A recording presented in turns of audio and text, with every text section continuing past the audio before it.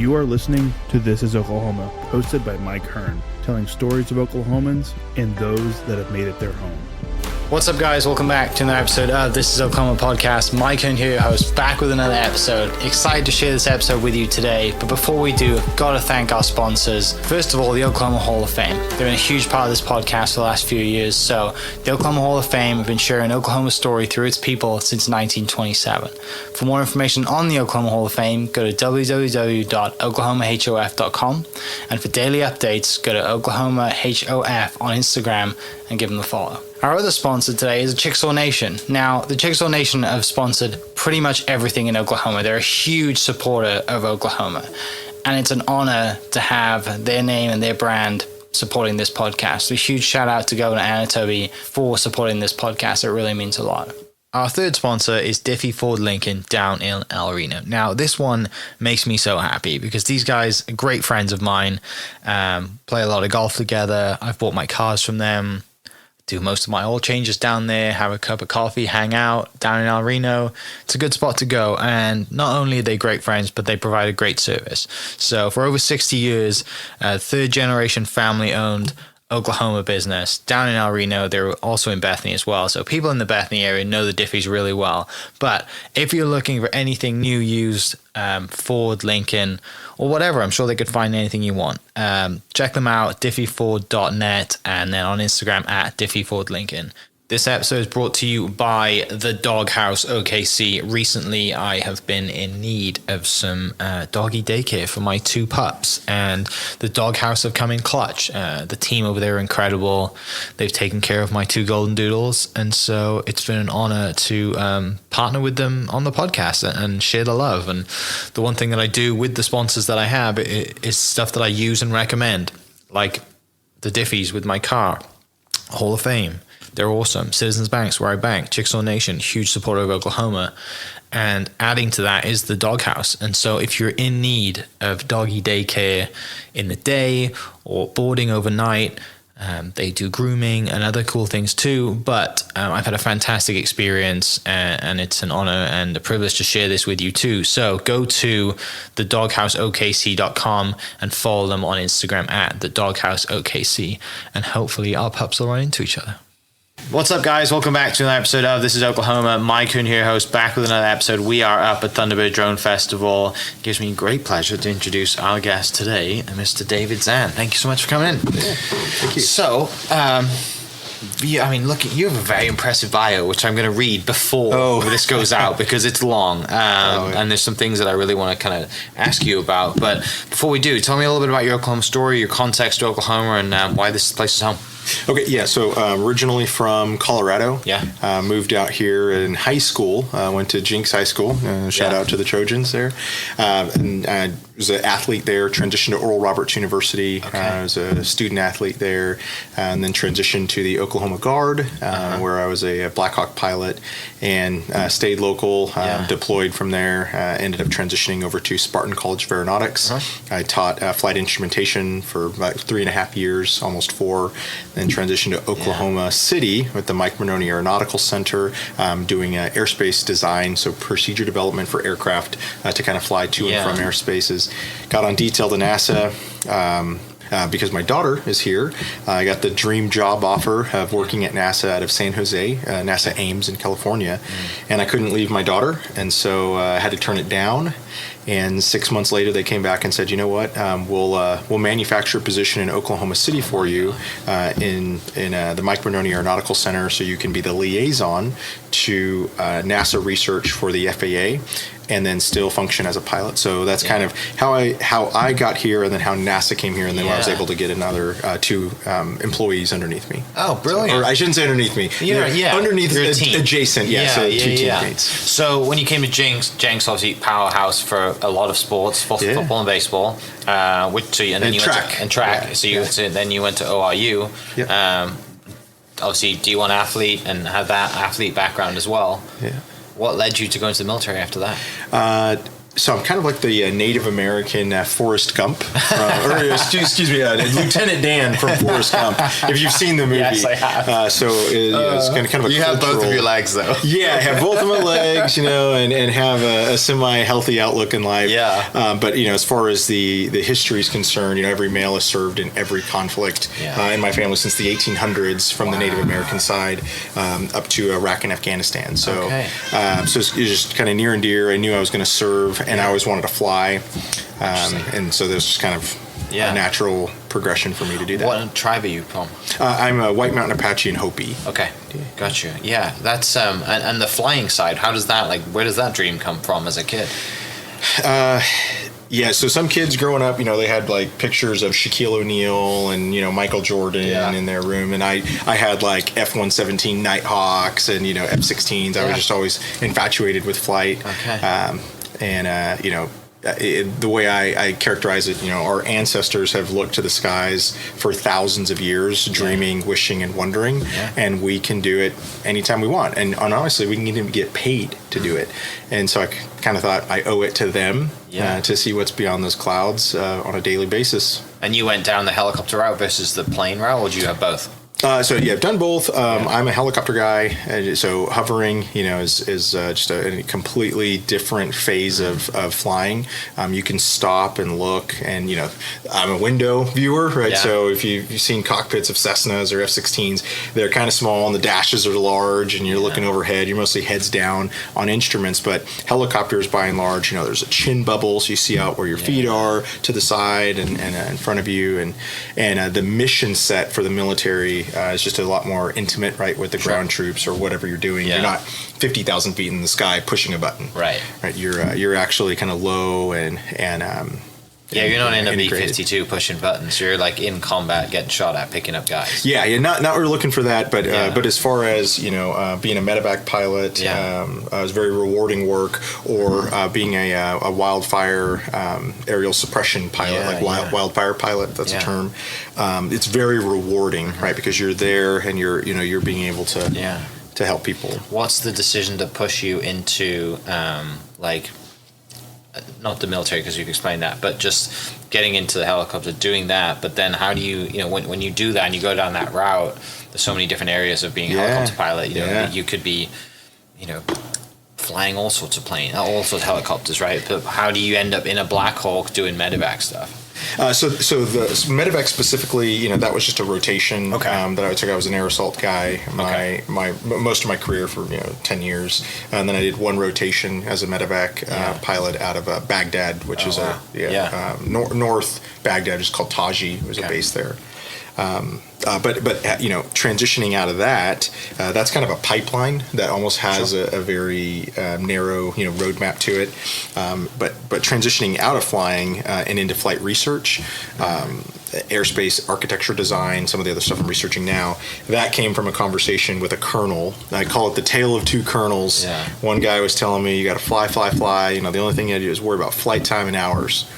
And another guy's like, hey, children talk about flight time and adults talk about airspace. He's like, if you want to go anywhere, you got to learn how airspace is managed. Yeah. And I don't know if he was giving me a bag of goods because he wanted me to deploy with an airfield operations group, but I ended up taking that opportunity, and that is ultimately what got me differentiated between every other pilot that had a bunch of flight time. I had cross-pollinated with airspace architecture development and airspace management. Wow. With the flying, so that's how I got into this area. What was your degree in at OIU? So I had business and bio. Okay. So And the then- bio side is kind of The science. side of it, yeah. And then just continue. I mean, you're a continual learner, obviously, to keep going and learning instruments and all the rest of it. Did you dive into the research of anything else post school? Yeah. So once I got through flight school, which is kind of another bachelor's degree in aviation, and then I started doing airspace architecture, so terminal procedure design, which is now rating.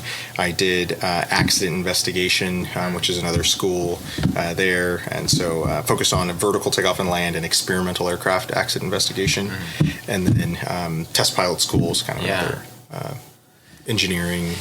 Do you have people, I'm sure you get this asked a lot now that kind of Top Gun 2 came out, like that moment where he's like the beginning of that and he's test piloting that crazy fast plane or whatever. It's like, Oh, yeah. Do people think you do that?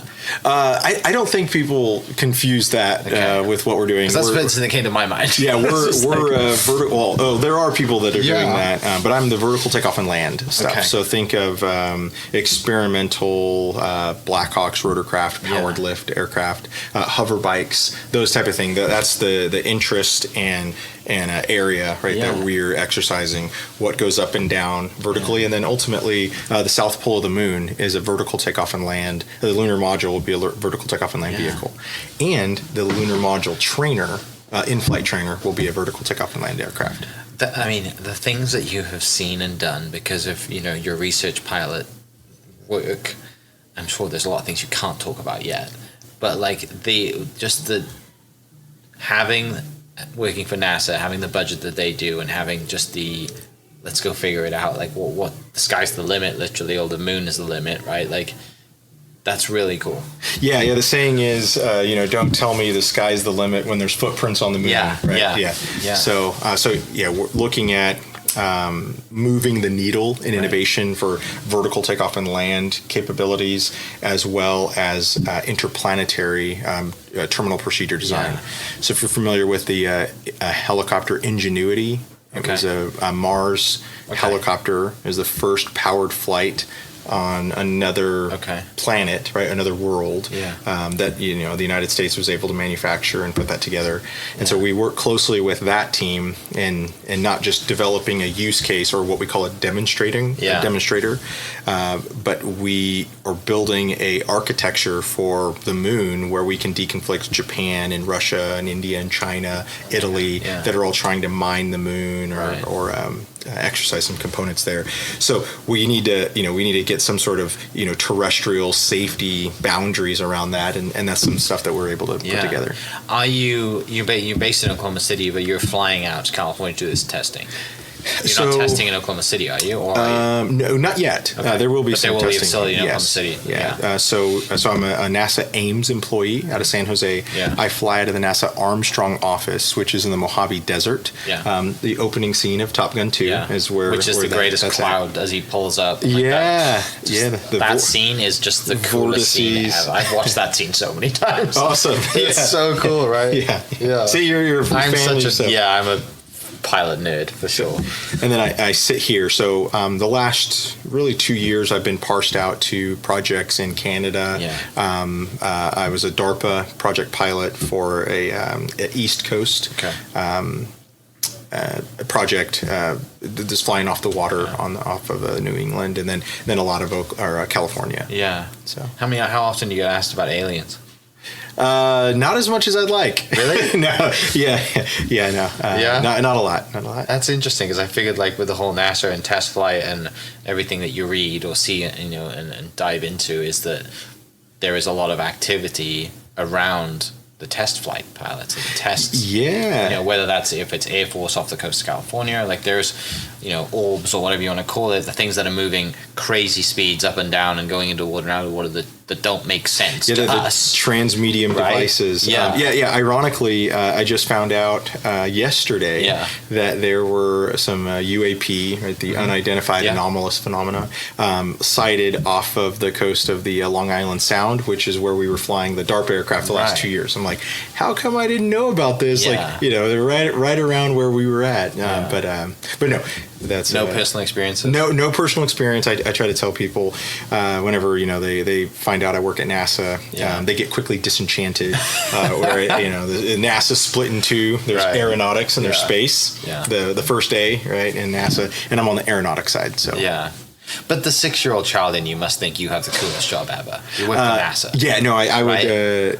My 13-year-old self would definitely give me a high five on being able to get here and represent the United States, because at the end of the day, we consider ourselves we're the nerd, the aeronautical team USA, and our job is to maintain the United States superiority as a technological and economical leader in aviation, while simultaneously maintaining the safest airspace in the world. And so we don't take that lightly. When I was first hired in, they told me, you were earning credibility that you did not deserve with that logo, and it's your job to pass pass that credibility on to the next generation. And so, we take it very, very seriously and try to, make sure that our work is not only meaningful, but also moving that needle, right, in innovation, in safety, efficiency, scalability. Yeah. Do you miss your Blackhawk? Well, I flew a one-off DARPA Blackhawk the last 2 years, so I'm not too far off from it. And this next year, I may be flying some experimental Blackhawk wildfire suppression testing that NASA's doing. Yeah. So It's not such too a far. versatile aircraft. Yeah, it could do Right. assault. It can do Bambi bucket, missions. Yeah, it's a great airplane. Yeah. Finishing up before we introduce your keynote that you gave today. Two questions. What are you like right now? If someone came to you and said you don't get to fly again, you're done. You get to retire or do nothing or something else in the industry. Your highlights, and then the other question is, if someone listening wants to follow in your footsteps, what would you tell them to? So yeah, the first thing, the highlight would be developing the missed approach procedure for a point in space landing system. Okay. I think that's probably my greatest contribution to aviation is understanding the dynamics of a descending decelerating missed approach with a coordinated turn, and then putting a safety margin on that to make sure that it's digestible to the FAA and the public. And then for anyone that wants to follow in my footsteps, I'd say obviously you've got to go do your normal schooling, right? Whether it's a high school or if you're in college. But a wise friend told me, at the end of the day, the only thing that separates us from successful or unsuccessful versions of ourselves is our free time. So we all have to sleep. We all have to go to school. We all have to cook and maybe work out. But it's that free time that separates you, the versions of who you are. And successful people educate themselves in their free time, and the unsuccessful version of yourself entertains themselves in their free time. And so I would say, if that precious 3 to 4 hours you have a day, maybe even it's 2 hours a day, learn something new, and stay passionate. But at the end of the day, you're going to do something, right, to consume information, whether it's vegging out on Netflix or playing a video game. They're all fine, but make sure that it's something you're passionate about. And if you're serious about aviation or flight test, you can start right now and get plugged into the local communities or social groups that are doing drone testing, flight testing, that type of thing. Okay. Outside of paying a college. Sure. But also there's really good options with Oklahoma State University, SWAZU, OU, National Test Pilot School, International Test Pilot School. Yeah. To give a few shout outs because I work with those groups. Yeah. So you just did a keynote speech for about an hour, right? Is that what it was? Yeah, 45 minutes? a little less. You want to go faster, funnier. Yeah, of course. Will you, just for the people listening, introduce that one, and then that'll play following this little tidbit. Yeah, I was contacted by Dr. Jamie Jacob from OSU, and he asked me to give kind of a speech. He's asked me before to give some speeches, and I asked, hey, do you want a motivational speech, a technical speech, or kind of an informative? And he said yes. Yes to all three. And so I took that to heart, and I probably put together a set of slides I've never done before. So it's a hybrid, right? It's kind of an overview, and ultimately our research papers and results are our read receipt to the taxpayers, right? Because your taxes fund our research. And so giving those results back to the public in a digestible way, I think is meaningful. So I did an overview of what we're doing and why we're doing it. Because of the space race of sorts, with China and kind of we lost the war with manufacturing there, and we can't lose that for advanced air mobility. And then some preliminary results, and then finally I end with what's going on with Oklahoma and how the Mike Monroney Center, particularly in Oklahoma City, is partnering with NASA and OSU and the tribal nations in Oklahoma to make sure that not just the industry of aerospace is being developed, but the safety standards, policy, criteria, and regulations for all the operations are going to probably come out of here. Great. So anyway, that's the teaser for what's to come. Great. Well, people listening, that's gonna follow this little intro to that. And thank you so much for your time. Thank you so much for being here.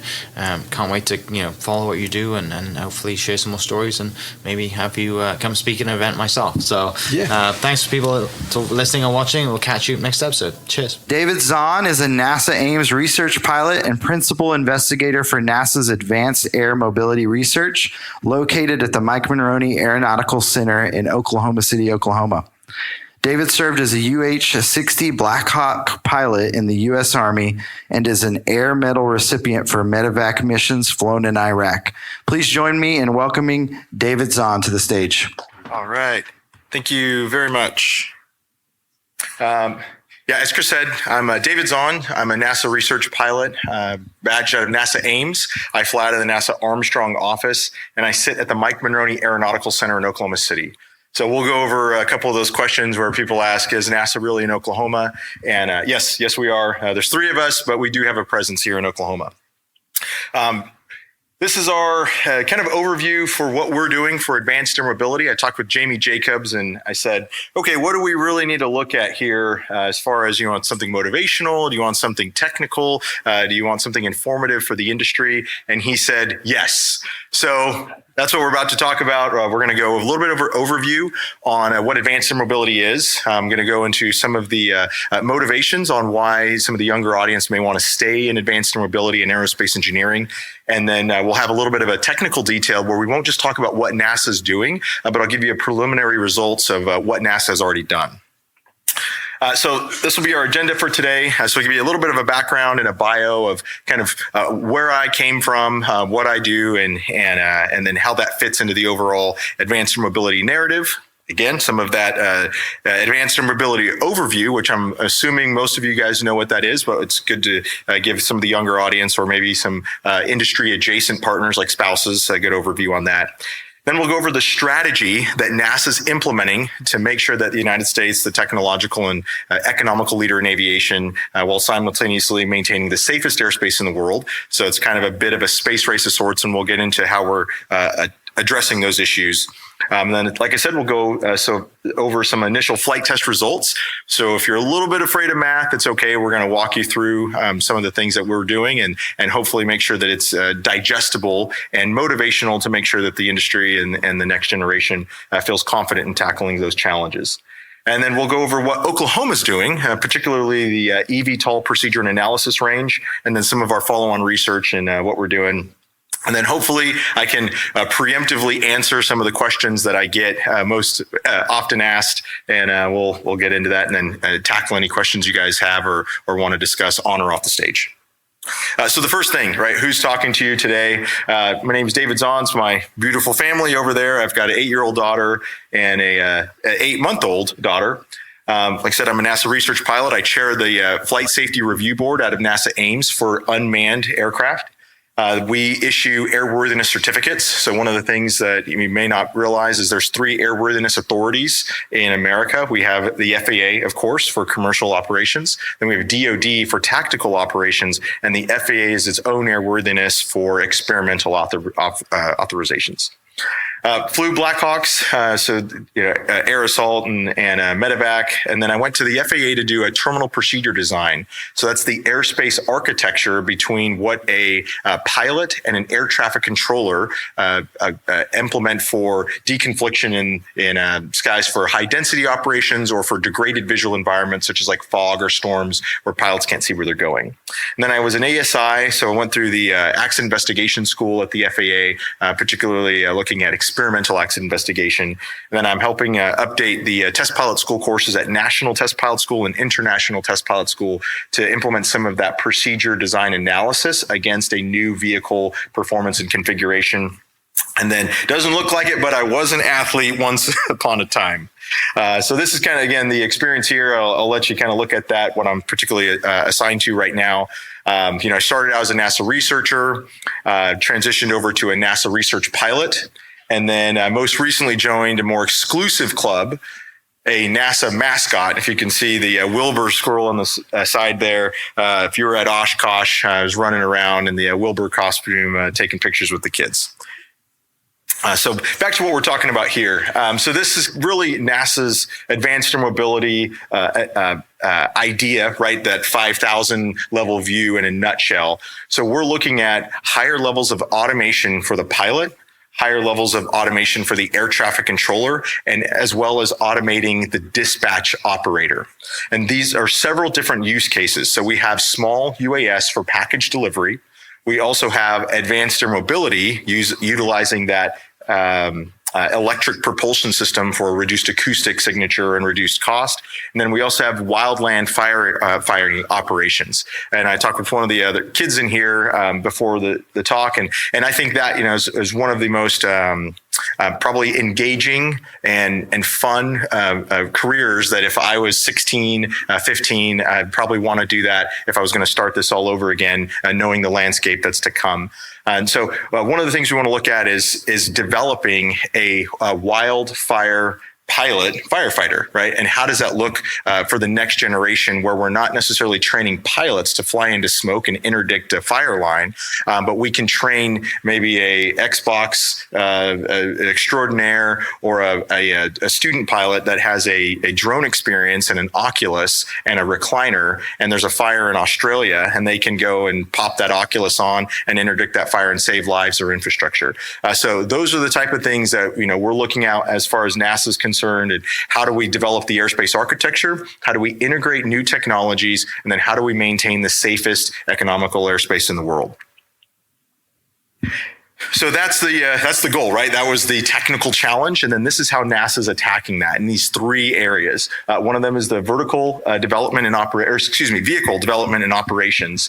So we want to look at new propulsion systems, new inceptor designs, new vehicle configurations, and then the infrastructure that supports those operations. The next thing is the airspace design and operation. And this is where I talk mostly about, because this is where near and dear to my heart, although I fly the aircraft, the airspace is what makes our system safe and efficient. And when you look at a pilot's job, is to aviate, navigate, and communicate. You've probably heard that in here before. And it's a really good job, right? And we do a lot of work in augmenting or supplementing automation for that particular skill set. The next is the air traffic controller's job, and their job is to locate, separate, and communicate. And we do a good job with air traffic management exploration. One of our project managers in the audience here, Faisal, and we do a really good job of looking at that. But at the end of the day, the pilot and the air traffic controller merely play a Simon Says game. The pilot is not, three-dimensionally deconflicting the airspace. He's following waypoints or goals to land, and then the air traffic controller is not dynamically deconflicting this airspace. They're pulling up a playbook that a terminal procedure designer built, and they're looking at the winds or airspace restrictions and then executing those procedures. So the third leg of this stool for the airspace design is actually the terminal procedure designer, where their job is to populate, evaluate, and mitigate an airspace. And that's that airspace architect, right? That's the thing that takes 2 to 3 years to build those highways in the sky with the on and off ramps and the speed restrictions and that type of thing to put it into a civil use case. And so we want to put automation behind that to dynamically generate airspace architecture for drones, UAS, commercial space, supersonic corridors, and that type of thing. And then lastly is our community integration.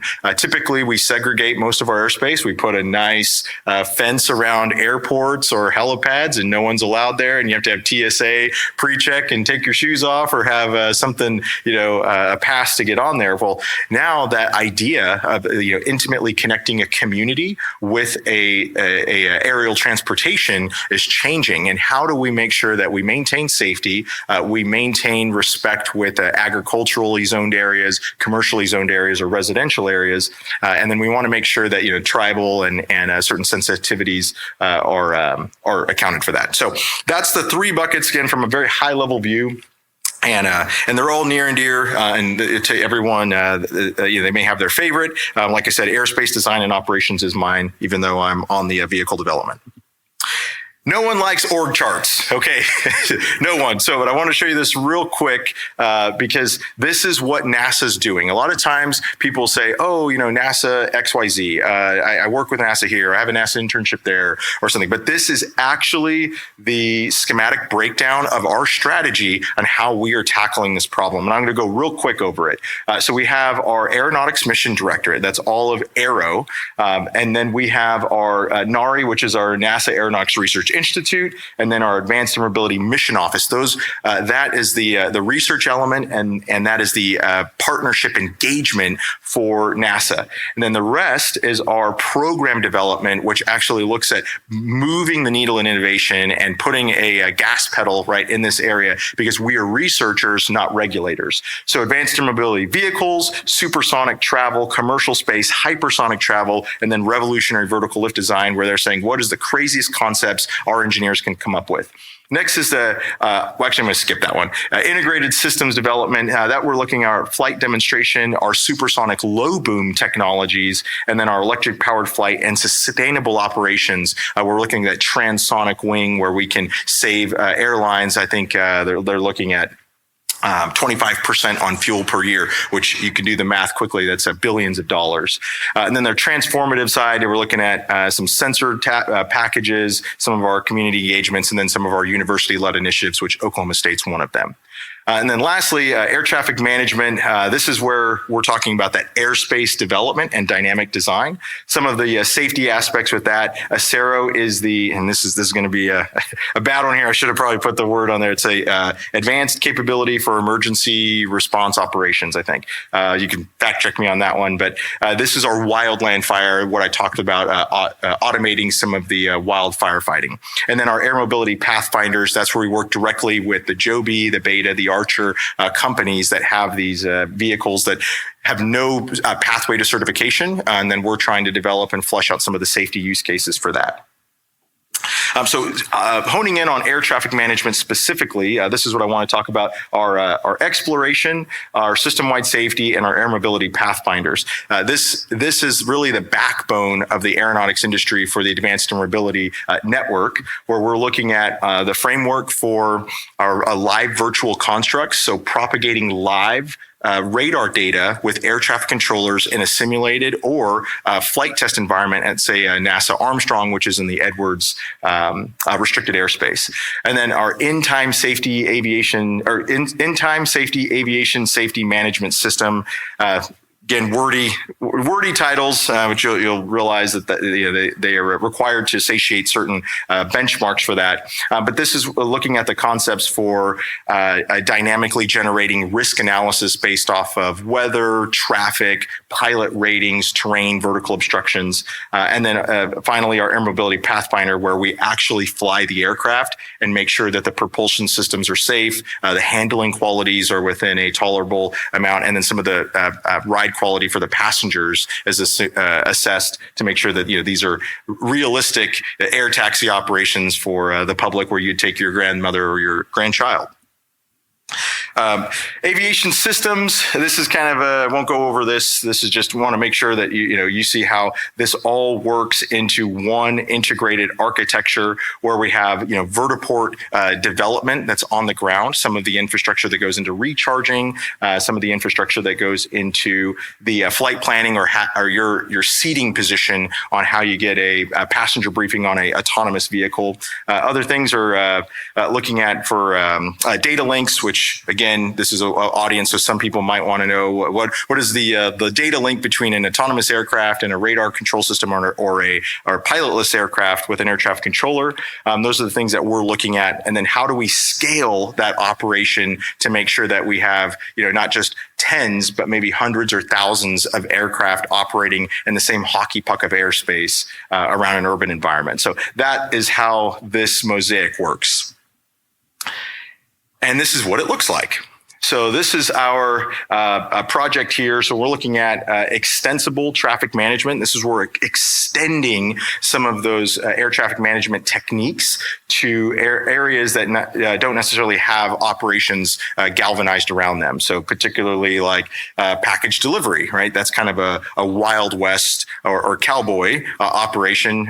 Go Pokes, right? So there's a joke there. Intend your puns is what they say. The next is what's called our DIP, and that's our digital information exchange, right? So that's that fabric that it connects a vehicle, an infrastructure, a Uber, right, with that vehicle, and then ultimately how that is maintained on a flight plan for operations, from UAS all the way up to like a commercial space. And then we're UTM BVLOS. That's kind of a legacy program. Hopefully you guys know the Beyond Visual Line of Sight operations has been a NASA product, and that we're in the middle of a research transition over there. And then our PAVE, which is our pathfinding for autonomous aircraft vehicles, autonomous aircraft operations. So our PAVE, or the last project we're talking about, we want to look at that C2 system. We want to look at some contingency management, and then what that ecosystem looks like. So yeah, feel free to take any pictures here, and we can make sure that these slides are available to you. These are all export controlled items. But this is, again, we're doing our overview on our strategy, and then what people are actually trying to accomplish here. And so when we look at this aircraft here, so you can see the smaller aircraft operations don't necessarily have an IFR framework or the same level of, I don't want to say protection, so the same level of infrastructure to support the low-level Cessna 152s, your Cessna 208s that maybe have a cargo operation or a Part 135 charter operation. And so we want to make sure that they have the same level of safety as like an LAX Cat 3 Autoland ILS to North Dakota. And so this is a way that we can extend some of our airspace autonomy and evaluation and safety initiatives for all use cases. The next we want to look at is our Hollister use case. So this is called Hollister because it's right next to NASA Ames. And we have a Whisk, which is Boeing's eVTOL manufacturing there. We have Joby, which is their own company that's a vehicle manufacturer. And then we have Archer, which is another UAM, all located within 30 minutes from this facility. And so we're really excited to be able to get those information systems, those vehicles operating in an actual urban environment that's not in a sanitized, restricted area at some Edwards Air Force Base or somewhere else that's not necessarily a one-to-one use case for what we're trying to do as far as commercialize these operations. So this is what it will look like, and hopefully, again, this is just a teaser, a very high-level overview of what we're doing. And I look forward to answering some of your questions, or Faisal can answer some of your questions as well if anything particularly piques your interest. So finally, let's get into some results of what we're doing here. So we're going to go a little bit of a review on how we dynamically generate an airspace based off of a vehicle design and its parameters. So the first thing we look at is our delta, sigma, and theta. So we want to look at our pressure ratio, our density ratio, and our temperature ratios around a vehicle propulsion system. So traditionally, look here, you got a combustion engine, and we have our engine shaft power that transitions into a rotary shaft power. That's basically induced power and our profile power. And that profile power is what generates lift for that aircraft to take off and either take a package, take people, or maybe a missile system. And so these are traditional equations that just generate what's a go, no-go factor for your vehicle design. Well, those don't necessarily work and translate towards the advanced air mobility market. So as you can see, that the disk loading, right, that factor of how we pick up an aircraft against those conditions of temperature and the width of a rotor cord translate into the area of the disk. So we call it a circle packing problem. We do not have one disk anymore. We have to create the same equation for our multiple disks that generate into one and then subtract out that dead space. So this is kind of one of our early results here on how we're developing some new vehicle designs, configurations, and propulsion systems against what's traditionally been taught in the test pilot school or aerospace engineering degrees. So this is something that we've worked on, and we were very proud to be able to come up with a robust way to evaluate inducted fans, lift plus cruise, tilt rotor, quadcopter, those type of designs. The next thing we're really proud of is how we built a descending decelerating approach to a point in space.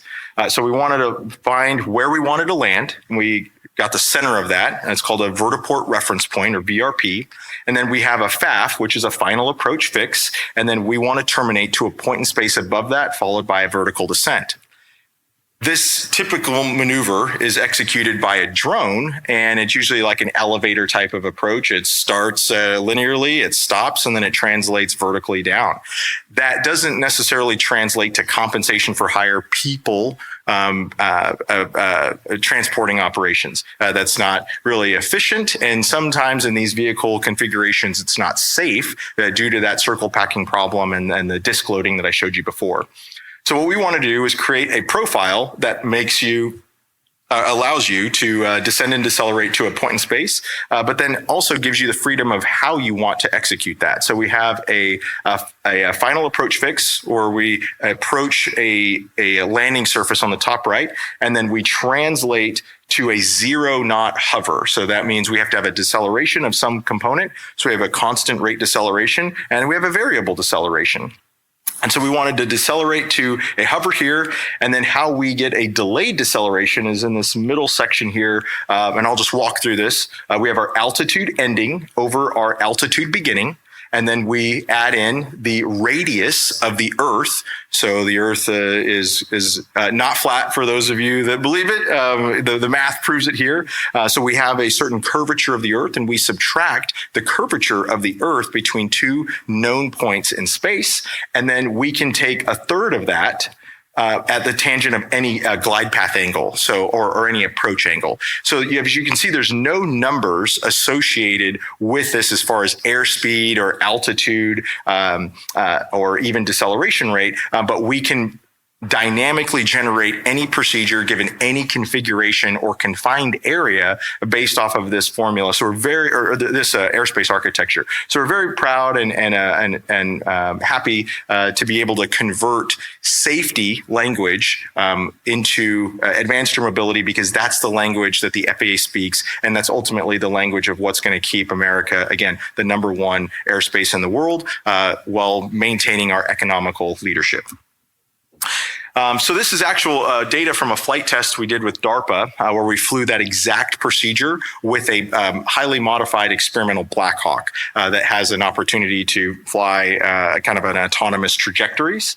And so we wanted this hover termination point, and then which creates a three-dimensional parabola, right? So the fore, aft, and lateral sides, and then our landing scatter plot on the bottom.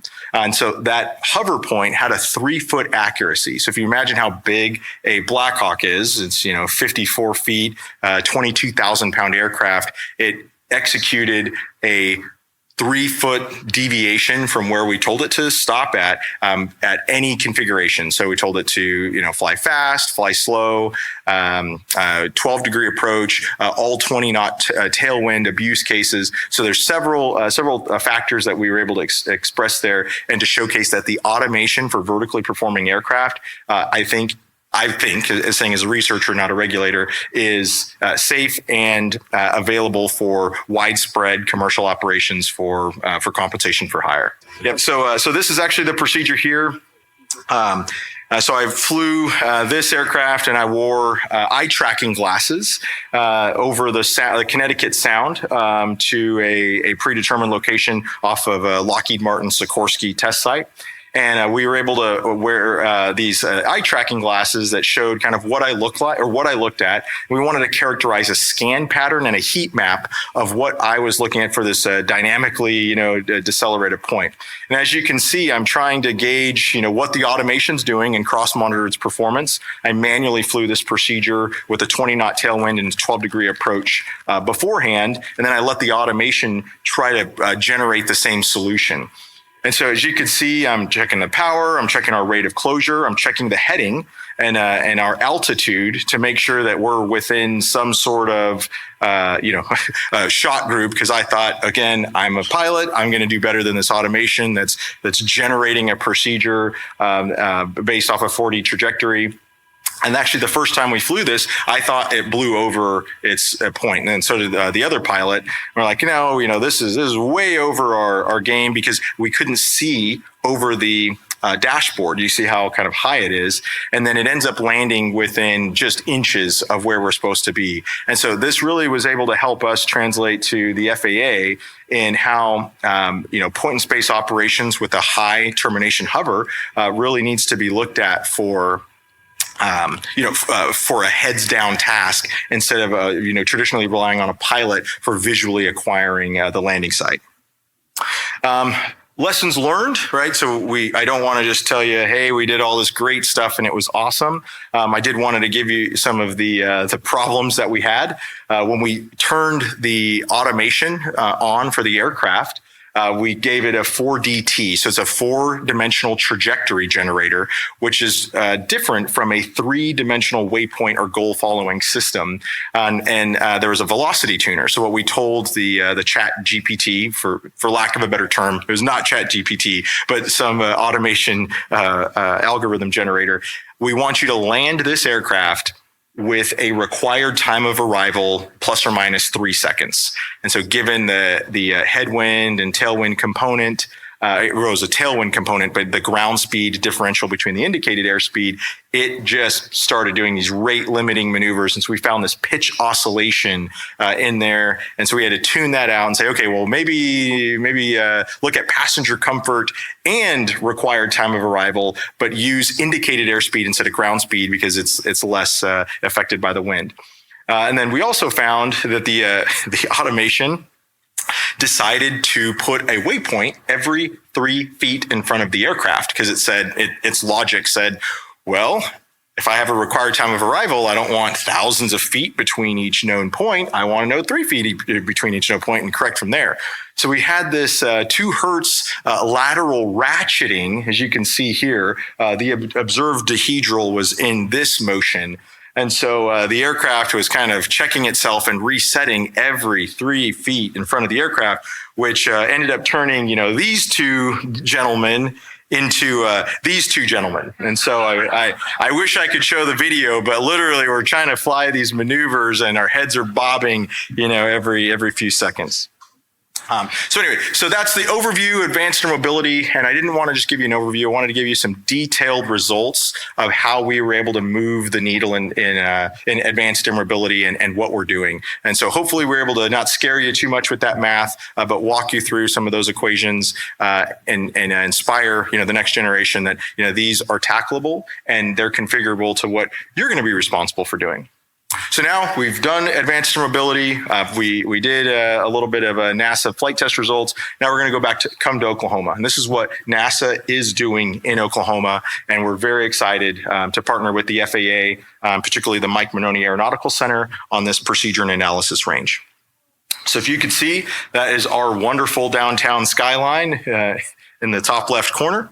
But we have our every radar represented in the country here in Oklahoma City.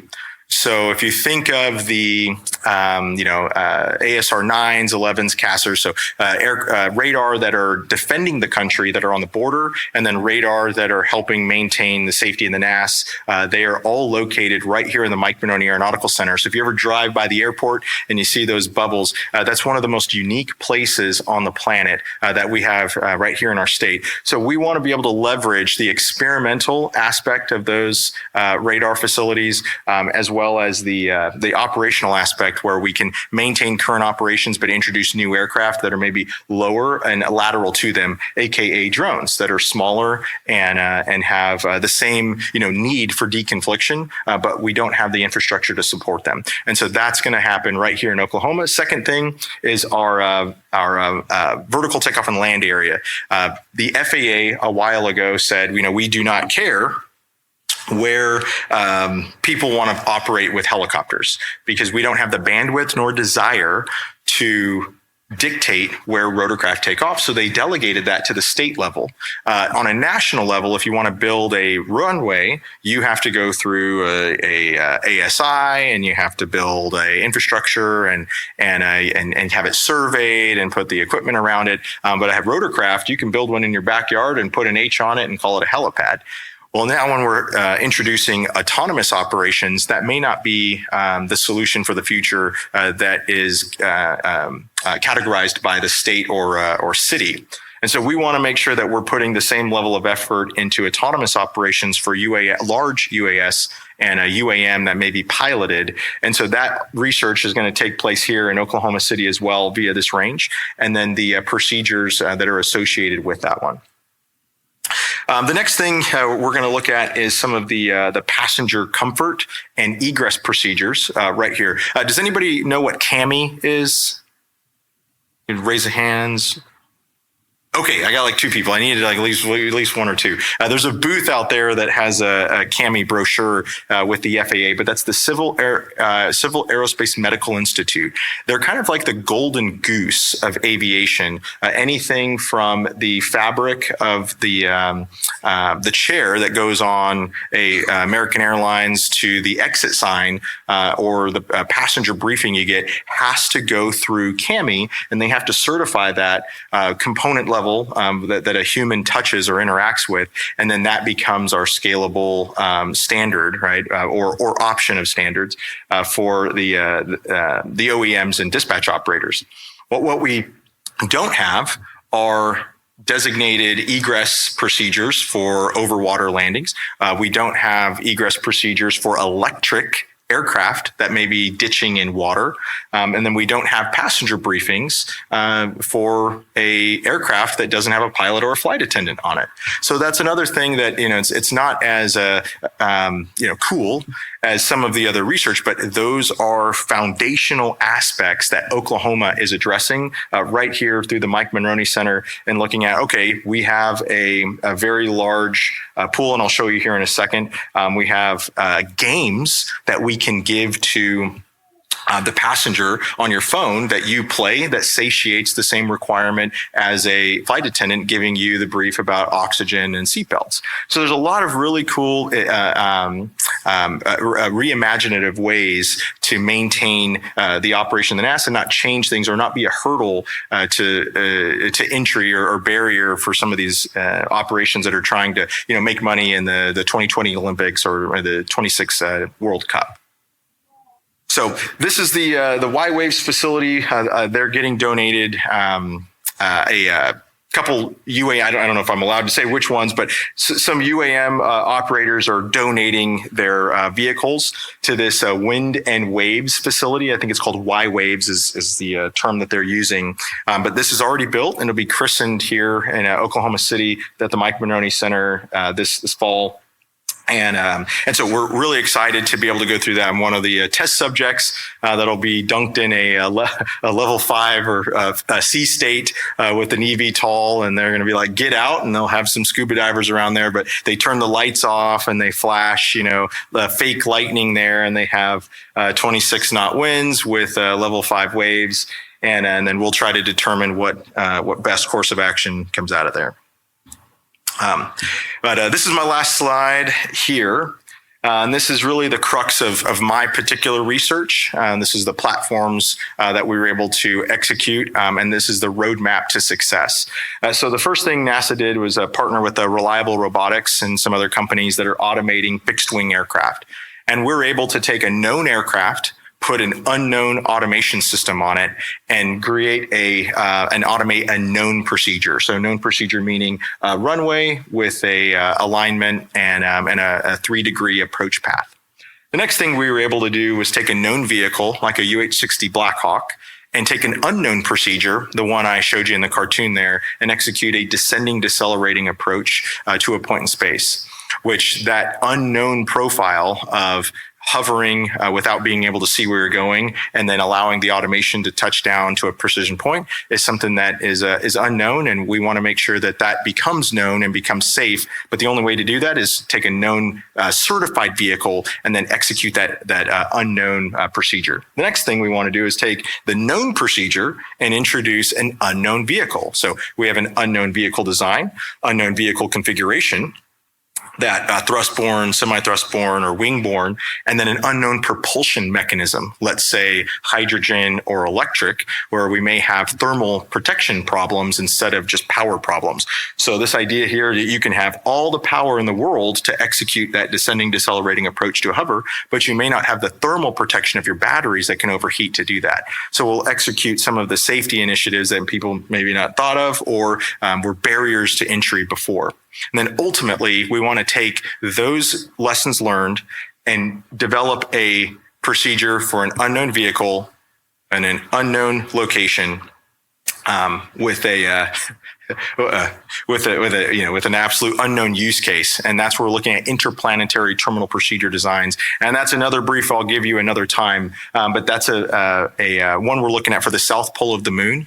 So I'm on the human landing system handling quality and control group with that, looking at the south pole of the moon. If you look at the low lunar orbit, it's a descending, decelerating approach to a hover, right? And then it's a vertical touchdown on the South Pole with craters and boulders and sun angles. And this stair step from procedure development against vehicle performance can go all the way to the stars. And so thank you guys for your time. And I've got some quick questions I will answer before you ask them, just because they typically get asked most of the time. And I just want to give you some quick answers so we can get into the meat of things later. So how did I get to NASA? Well, good question here. So as a tale of two colonels, one colonel told me to fly.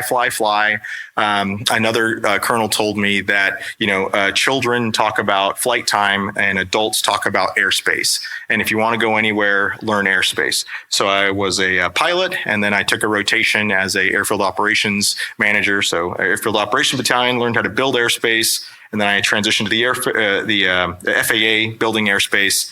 And then one thing led to another. But because I had an airspace background with a pilot background, I was able to leverage, those expertises into building emerging technologies. And so getting in as a researcher, test pilot school, becoming a research pilot and a mascot, all because of that one conversation. How do I get into flight test as a youth? What I would say is go to as many aerospace engineering courses as you can. Oklahoma State is a great option. SWAZU is another one here locally. Get involved with flight test on vehicles that you have now, right? So you can set a hypothesis, right? You define your assumptions on what you don't want to do with your quadcopter, and then you confirm or deny that and document it. And that is a great way to get into it, because at the end of the day, flight test is hundreds of hours in the sim for 1 or 2 hours in flight, but you can do flight tests with your aircraft today, and handling qualities, performance, and whatever it is. So test pilot school is a great option, but you can bring the elements of test pilot school wherever you're at. Is NASA really in Oklahoma? I get this one a lot. Yes, we're here. So we were able to manufacture a partnership with NASA Ames and Armstrong, where we sit at the Mike Monroney Aeronautical Center. We have a wonderful team there that allows us to have access to the FAA systems and then the FAA emerging technologies, and ultimately the operational aspect where we can find a home for our research within their regulations. Am I going to be an astronaut? So the flight test office, they always tell me to answer this with not yet. So that's another one if anyone's there. Brad Snelling, Oklahoma guy. He's our NASA Armstrong counterpart and contingent that sits here in Oklahoma. He was a finalist for the astronaut selection. So I'm in that process right now and leaning on his support to get through that.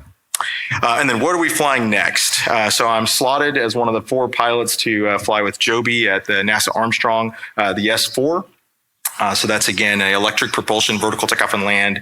And then the pipe dream, we're looking at the hover bike here. So hopefully I can be either the maiden test pilot or one of them flying a personal flying device is what the FAA calls them. But hover bikes, we're looking at jet engines and a vertical takeoff and land component. But those are the usual questions that I get, and I wanted to answer those quickly and broadly in case anybody had them. And I look forward to talking to you guys either on stage or off stage in and around here.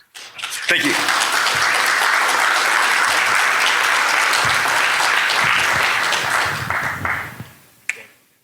Hope you guys enjoyed that great episode. Thank you so much for listening. As always, huge shout out to our sponsors, the Oklahoma Hall of Fame, sharing Oklahoma story through its people since 1927. For more information on the Oklahoma Hall of Fame, go to www.oklahomahof.com and follow them on Instagram for daily updates at oklahomahof. Our other sponsor, the Chickasaw Nation, amazing sponsor. They do amazing things for the state, and they're always sponsoring something in Oklahoma. They're a huge supporter of Oklahoma, and without their support, we wouldn't be able to do what we do.